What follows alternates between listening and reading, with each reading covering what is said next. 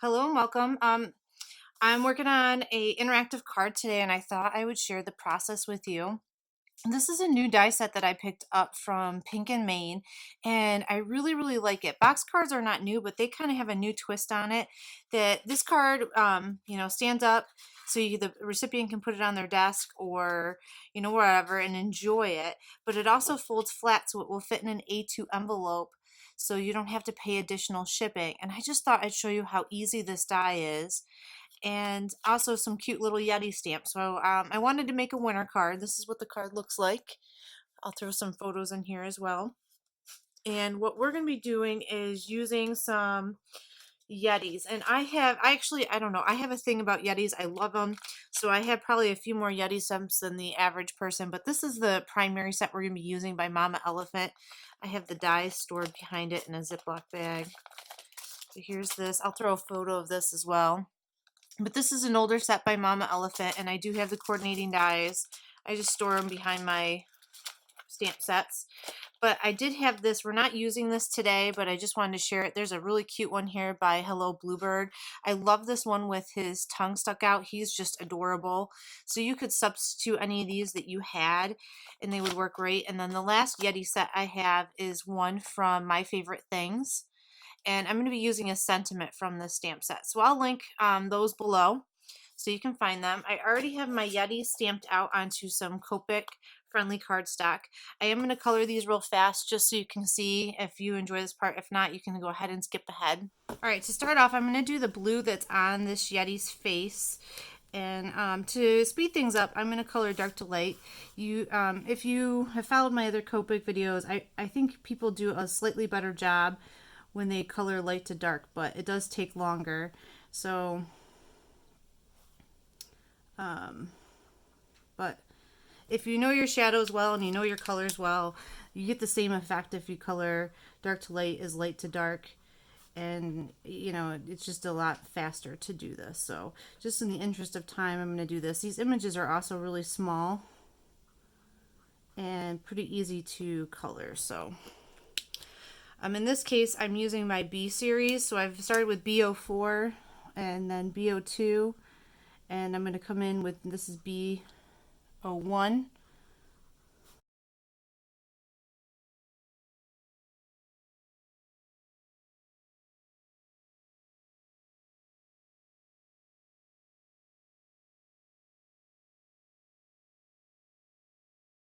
Maybe not. I'm trying to go around his teeth a little bit, but if I have to, I can go in with a white gel pen and fix that up. But this is just some real quick blending, shading. These colors work really well together, so they're not hard. Maybe. I'm going to go ahead and add a little bit of blush to his cheeks. I'm doing that with R000. And this color just pushes away that blue a little bit, leaving a little bit of a pink haze. And I'm realizing that I wish this was a little darker, so I'm going to go in with R30.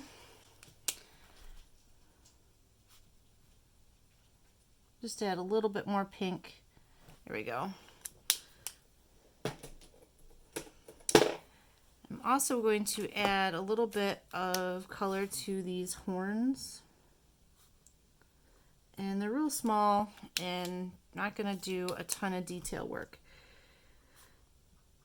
I think the wow factor in today's card is in the card design, so I'm not spending a ton of time here with my coloring. And sometimes, we are making cards and we need to be practical, and I enjoy the process of making cards, but sometimes it's nice to switch up what we're doing and have the focus be on the card and not the coloring. Okay, to color the Yeti himself, I'm going to use N3, N1, and N0. And the N3 I'm going to use very sparingly. I'm just going to put a little bit because I don't want a gray Yeti. I want a white Yeti. So just in the parts that I think are the deepest, darkest shades of gray. And his feet aren't going to show, so I'm not going to put a ton of effort into coloring his feet.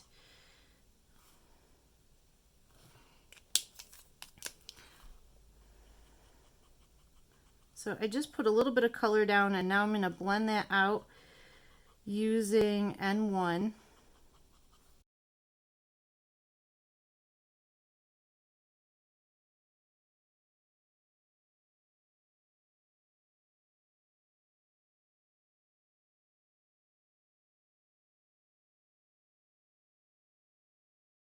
So in the end, even though he looks a little gray, when you get it all done, he's going to look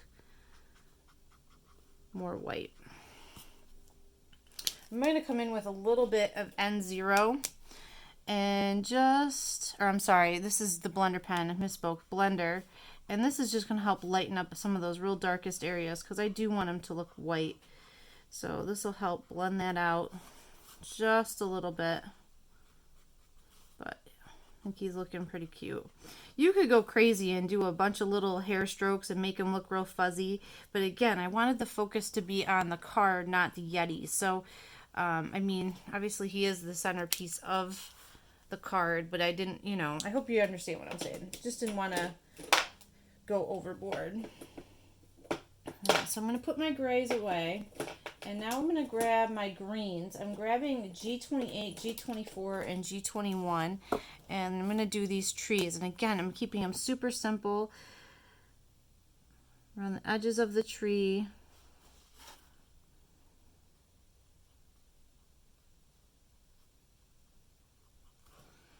Just putting some shadow. And then with G24, I'm going to flick that in.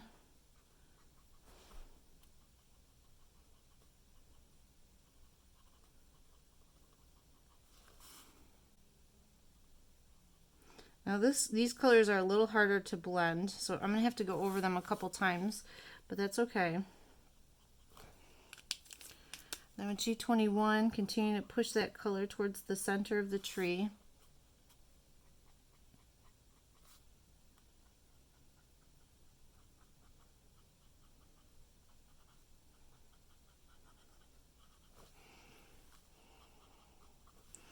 Now I'm going to go back to my G24 and continue to push some of that color so that it blends a little bit more seamlessly between the dark and the light green. I'm going back to my G21 one more time just to blend that in. That's a real easy.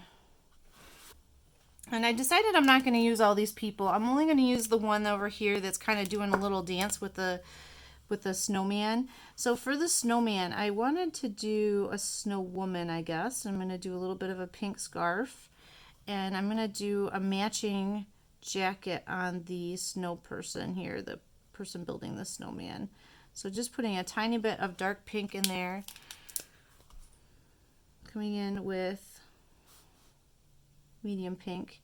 If you are curious, I'm going to put all these colors on my blog post so you can see exactly what numbers I use for Copic. So if you're one of those people who are coloring along or really like a shade that I use, I'll list all that on my blog post in the video. I just want to make sure we're getting to the fun part of the card. I'm just going to do a little bit of E11 as a shadow. And then blend that out with EOO. And lastly, EOO.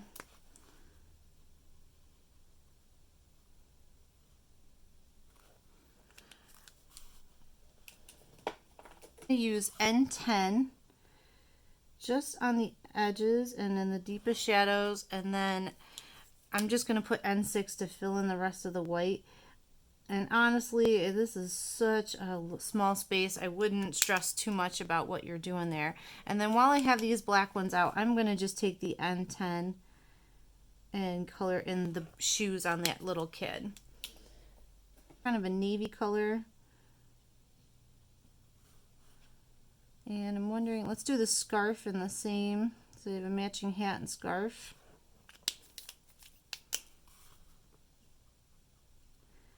And I think I'm going to grab my B32, just add a little bit more of a highlight on the hat.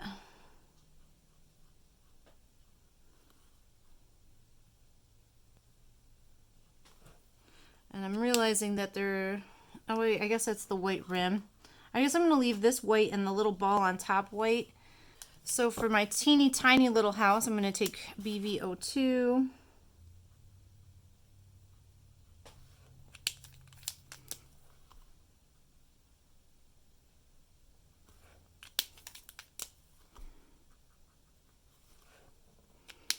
And I'm also going to do this bigger house up here, I think, just to add some continuity to the card. I don't want to introduce too many new colors. I want, again, we're trying to, I think sometimes when I look, I don't know, maybe I hope I don't upset anybody by saying this stuff, but sometimes I look at cards and I'm like, gosh, it's a really good card. But then you think, oh, you know, but you have a hard time deciding what your eye should be focusing on.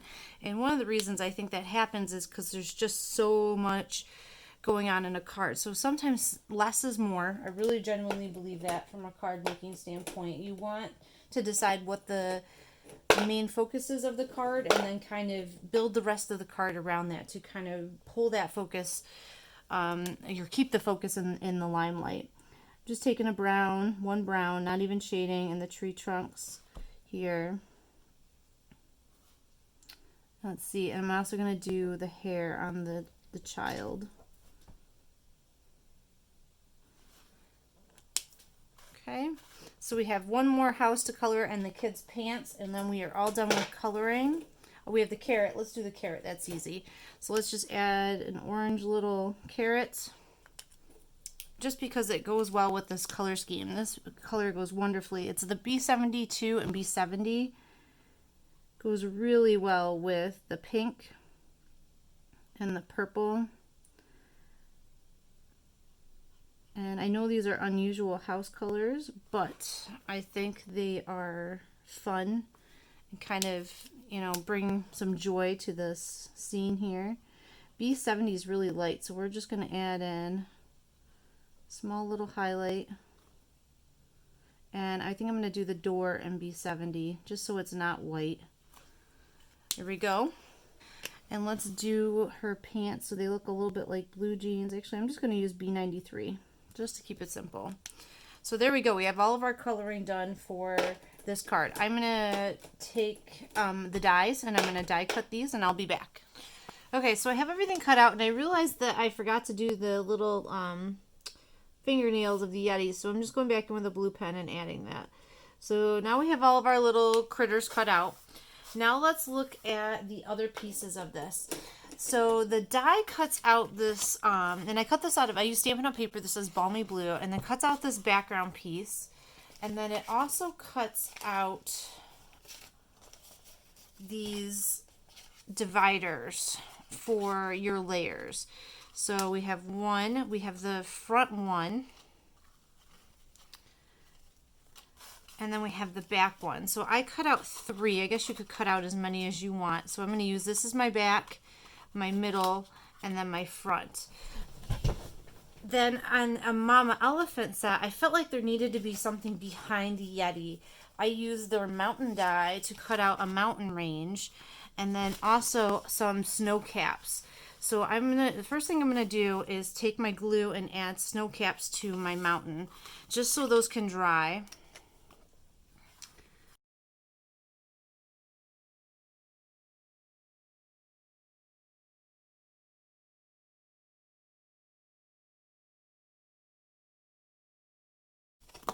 So there you go, those will go in the trash. So now we have our mountain range, so I'll set that aside to dry.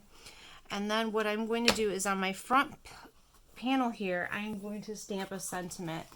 And then, okay, after a little thought, I decided to put this in my MISTI, just so that I'm stamping this straight. I'd hate to do all this work and then mess up the greeting. So ink this up in VersaFine and go ahead and stamp that. And then I can set this aside. Now to start putting this together, the die does a lot of the work for you. All the pieces here are pre-scored, so you just have to go through and reinforce that scoring so that the papers will fold the way you want. These I folded back.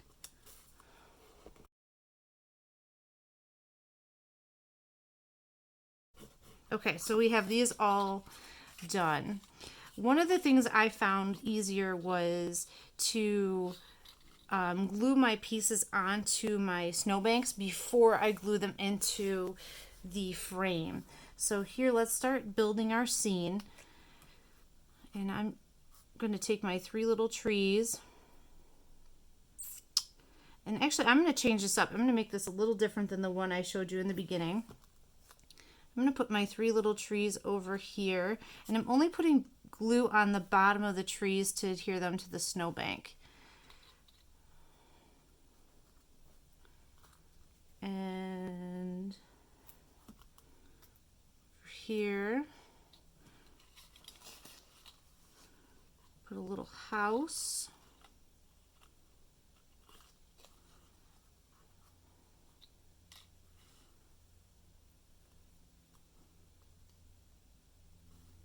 I'm going to put the other single tree next to that house.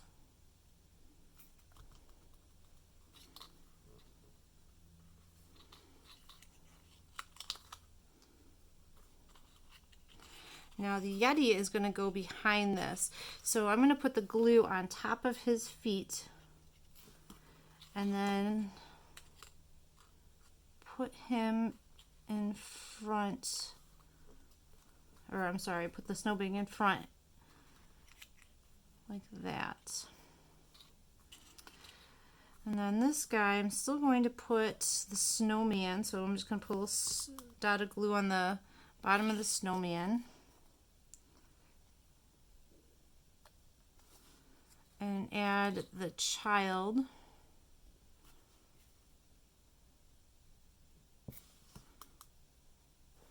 And in my mind, I was thinking that the child was kind of decorating the snowman, or maybe, I don't know what they're doing.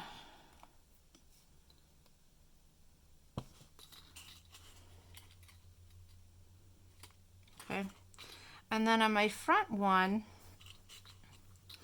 just so it doesn't feel left out, I'm going to put a house. But I'm going to kind of aim for that house to be next to those trees here. So when I'll look,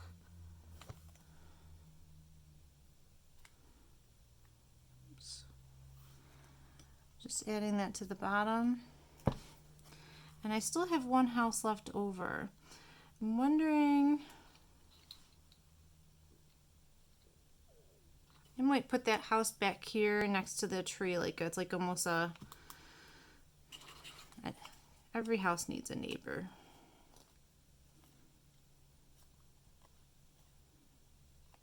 All right, so I'm going to set these aside and give them a moment to dry. And I'm going to start building this from the back up. So now I can glue my mountains into the back of our scene. And I'm going to just put my mountain peak close to the top. Now notice that it didn't come all the way down. You could, if there was something that bugged you, and no one's going to see that. So I kind of guesstimated in my measuring when I created this. Then I'm going to put glue here.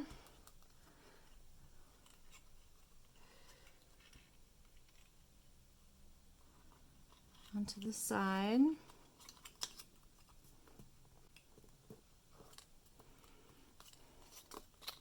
And I'm going to do all the things on this side first. So I'm putting glue on this tab.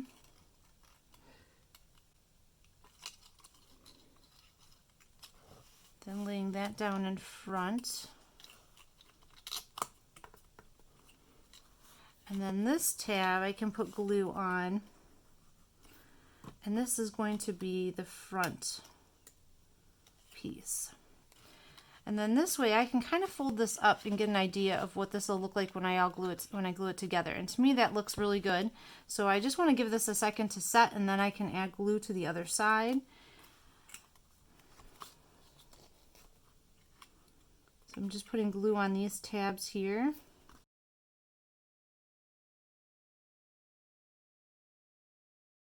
There. One thing I love about this glue is it sets pretty quickly, so you can keep moving on with your card. And then lastly, we'll put glue on this tab, the last blue tab. and adhere. Front. And there we go. We have our finished card. So there you can see it. I'll have pictures of this up on my blog, and I also on Instagram. And you can see that it sets up so your recipient can enjoy this. It will fold flat. That'll fit in an A2 envelope. Now, you can go this way too, so if you're worried about the Yeti's arms hanging off, so it'll fit that way as well. So either way, it'll fold down. But there you go. I love this. I love how simple and easy this card is to really put together. If you didn't want to do coloring, it would make it even faster. You'd have to just find little critters and things to put in your scene that didn't involve coloring, but I think it kind of combines my two favorite things, Copic coloring and making interactive cards. So I hope you enjoyed this. I hope you'll have fun checking this out, working with it, and creating. And in other little news, a lot of people have been asking about when is my husband going to do another video. I've been sharing all your comments and things with him, and he is dying to make a video. But and sadly, it's a work thing. His job has made him travel quite a bit lately. So when he's home, as much as he loves you all, he has chosen to do other things instead of card making, which I can kind of understand, but I can see how you all miss him. I miss him too. I hate when he's traveling. But at any rate, hopefully that phase of his job will be over soon and he'll be back home and he can get back into card making. That's my hope anyway. So that's the update on the husband style videos. I hope to be back more regularly with videos. So thank you for watching. Please subscribe, share, do all those nice things that help YouTubers do what they do. And I'll see you guys the next time.